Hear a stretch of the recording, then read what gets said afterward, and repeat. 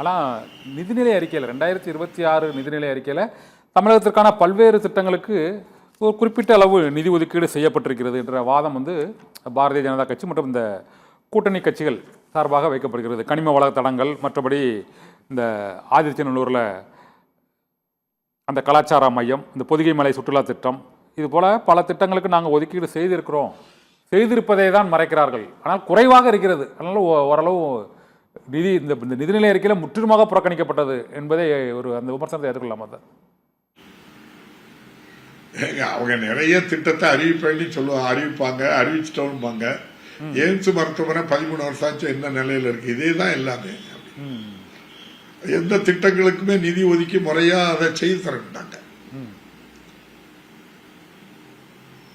திட்டங்கள் அறிவிப்பாக தான் இருக்கிறது, ஒன்றும் அது செயல்படுத்தலை அப்படின்னு சொல்றீங்க. இன்னொன்று, இப்போதே இந்த 2026 தேர்தல் காலம், இப்போது தேர்தல் கூட்டணி பேச்சுவார்த்தைகள், நீங்க சொல்லுங்க. பாரத பிரதமற்ற எந்த பணியை செய்திருக்கீங்கன்னு காட்ட சொல்ல வேண்டியதானே? ஒரு பாரத பிரதமர் உச்சபட்ச அதிகாரத்தில் இருக்கிறவங்க, அவங்க தமிழ்நாட்டில் என்ன செய்யறாங்க பாருங்க. நேர திருப்பரங்குன்றத்தில் சாமி கும்பிடுதாங்க. அது ஒரு கலவர பூமியா மாற்றணும், அயோத்தி மாதிரி மாற்றுவோம் அப்படின்ட்டு சொல்லி 2ஆம் கட்ட 3ஆம் கட்ட தலைவர்கள் பேசுவது இல்லை. பாரத பிரதமரே வந்திருக்காங்க அப்படின்னு சொன்னா பல பேர் சொல்றத நான் கேட்டிருக்கேன். நீங்க பட்டிமன்றத்தில் அவரு நம்ம சுகி சிவம் அப்படிங்கிறவரு சிறப்பா பேசுவாங்க. அவங்க சொல்லும்போது கூட சொல்றாங்க, 4-5 எம்எல்ஏ சீட்டுக்காக ஒரு கலவரத்தை தூண்டி ஒரு பாரத பிரதமரே வருவது எவ்வளவு வேதனைக்குரியன்னு சொல்றாங்க. பாரத பிரதமருக்கு எவ்வளவு வேலை இருக்கு.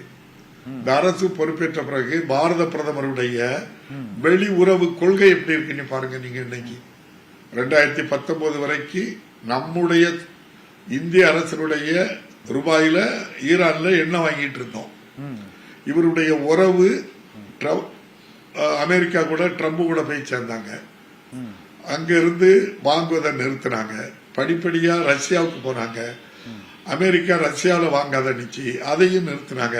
இன்னைக்கு பாருங்க, நம்முடைய எண்ணெய், பெட்ரோல், டீசல், கேஸ் எவ்வளவு பெரிய தட்டுப்பாட்டில் இருக்கு. ஒன்றிய அரசு அதை பற்றி சிறிதும் கவலைப்படுதா? எங்கேயாவது பாருங்க.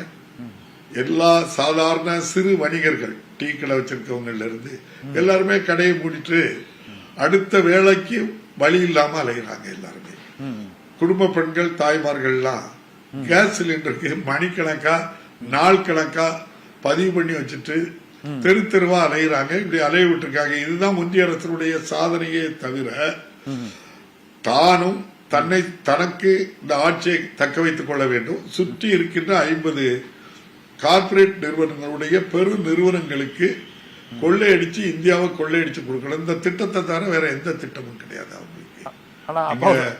இன்னைக்கு அமெரிக்காவை கண்டு ஏன் இந்த பயம்? 2 பயம்தான். ஒன்னு எப்ஸ்டீன் ஃபைல், இன்னொன்னு எடுத்துக்கிட்டா அதானி மேல அங்க கிரீன் எனர்ஜி, அந்த சோலார் எனர்ஜி கொண்டு வரதுல அந்த நாட்டு மக்கள்கிட்ட ஷேர் வாங்கும் போது ஏமாத்துறது. இந்த 2லயும் மாட்டிக்கிட்டு 2 பேரும் முடிக்காங்க. அவ்வளவுதான்.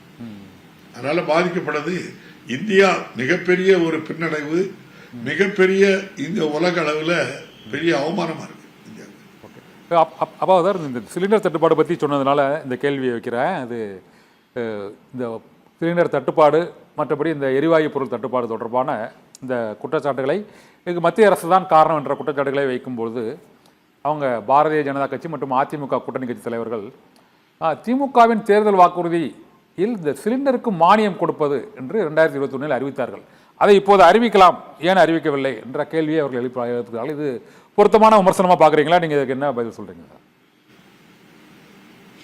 சிலிண்டரே கொடுக்கலையே, அப்புறம் எப்படி மானியம் கொடுக்க? அவங்களுக்கு சிலிண்டரை கொடுக்க சொல்லுங்க.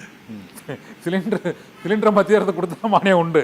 ஆனா 5 வருஷமா கொடுக்கல, தேர்தல் வாக்குறுதி 503 நிறைவேற்றலன்னு ஒரே பிரச்சாரத்தில் பேசுறாங்க சார் எதிர்கட்சியினர்.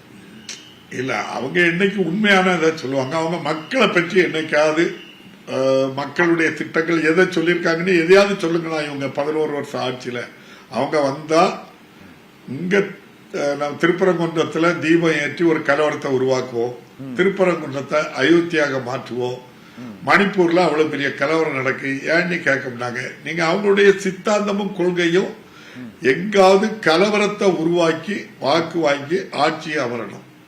அதே போல தேர்தல் மற்ற நேரங்கள் வரும்போது எவற்றையெல்லாம் பயன்படுத்தாங்கன்னா வருமான வரித்துறை, அதே மாதிரி சிபிஐ, இடி, இப்ப காணாக்குறைக்கு நம்ம தேர்தல் கமிஷனையும் கூட வச்சுக்கிட்டு பண்றாங்களே தவிர இந்த திட்டம் தமிழ்நாட்டில் எடுக்கூடாது.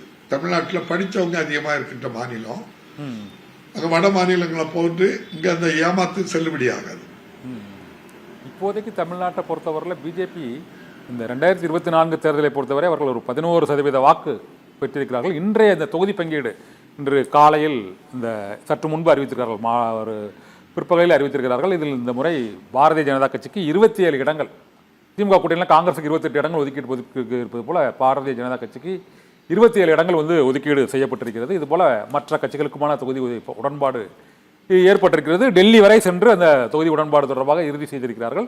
நீங்கள் அதை கடுமையாக விமர்சிச்சுங்க, டெல்லியில தான் அந்த கூட்டணி முடிவு பண்ணப்படுதா என்று. ஆனால் இன்று அதிமுக தலைமை அலுவலகமான ராயப்பேட்டையில் அந்த முக்கியமான அந்த கூட்டணியில் உள்ள முக்கியமான 3 கட்சிகளுக்கான முடிவு எட்டப்பட்டிருக்குது. பாரதிய ஜனதா கட்சி தமிழகத்தில் வளர்ந்திருக்கிறது என்பதை உறுதிப்படுத்தும் வகையில் தான் சார் அந்த அவங்களுக்கு இந்த தடவை 28 தொகுதி கொடுத்துருக்காங்க சார், 27 தொகுதி கொடுத்துருக்காங்க.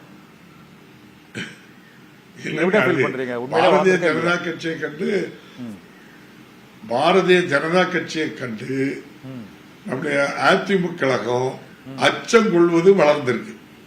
எல்லாருமே அச்சப்படுத்தாங்க, ஒரு ஒட்டுமொத்தமாக அச்சம் வளர்ந்திருக்கு. ஏடிஎம்கேல இல்ல, அவன் 2 முறை பாண்டிச்சேரியில ஆட்சி நடத்தின அதிமுகவுக்கு 2 சீட்டு கொடுத்திருக்கு. நீங்க எப்படி அத அந்த தொண்டர்கள் ஏத்துக்கிடுவாங்க சொல்லுங்க? அவங்களுக்கு எல்லாத்துக்குமே தெரியுது, இதுல முன்னணி தலைவர்களுக்கு இருக்கின்ற வழக்குகளை காட்டி அவங்கள அச்சப்படுத்துறாங்க. இப்ப டெல்லிக்கு போறாங்க, நம்முடைய எதிர்கட்சி தலைவர் அவர்கள் போயிட்டு அமித்ஷாவை சந்திச்சுட்டு வந்தாங்க. என்ன பேசிட்டாங்கிறத சொல்ல முடியாங்க. அதுக்கு அடுத்தால நம்ம அம்மா மக்கள் முன்னேற்ற கழகம் அதனுடைய தலைவர் போனாங்க, டிடிவி தினகரன், போய் என்ன பேசிட்டாங்கிறத சொல்ல முடியாங்க. அதுக்கு அடுத்தால நம்முடைய பாட்டாளி மக்கள் கட்சி நம்ம ராமதாஸ் ஐயா ஆரம்பிச்சாங்க, இது என் கட்சி தாண்டி சொல்லி எடுத்துட்டு அவங்க போனாங்க. என்ன நடந்துன்னு தெரியல. போயிட்டு வந்தவங்க எந்த வார்த்தையாவது பத்திரிகையாளர்கிட்ட கிட்ட சொன்னாங்களா? அவங்க பாட்டுக்கு வாயில கை வச்சுக்கிட்டு அவங்க பாட்டுக்கு இருக்கிறாங்க, அவ்வளவுதான்.